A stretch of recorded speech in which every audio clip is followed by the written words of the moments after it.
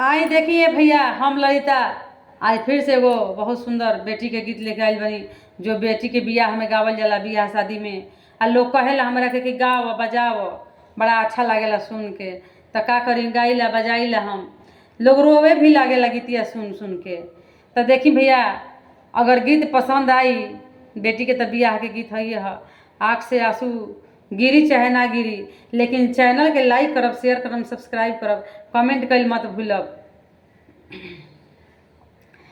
कहाँ धरबो डाल दौरा, कहाँ धरबो सिरी मौरी, आगे माई कहाँ धरबो बेटी के सोहाग भाग, बेटी चौकवा ले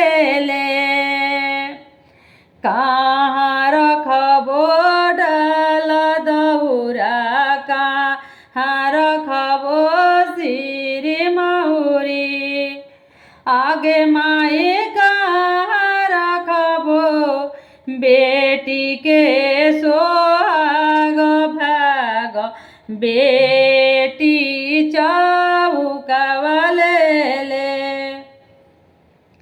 आगे माई कहाँ रखबो बेटी के सोहाग भाग, बेटी चौकवा ले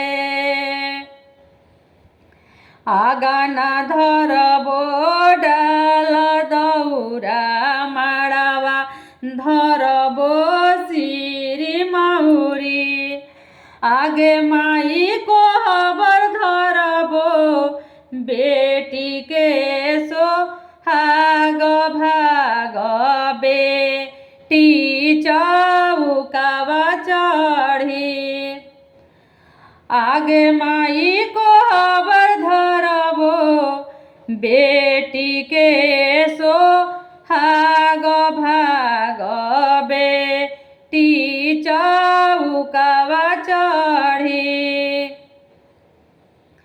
आगा ना धरबो डाल दौरा, माड़ावा धरबो सिरी मौरी, आगे माई कोहबर धरबो बेटी के सोहाग भाग, बेटी चौकवा चढ़ी, आगे माई कोहबर धरबो बेटी के सोहाग भाग, बेटी चौक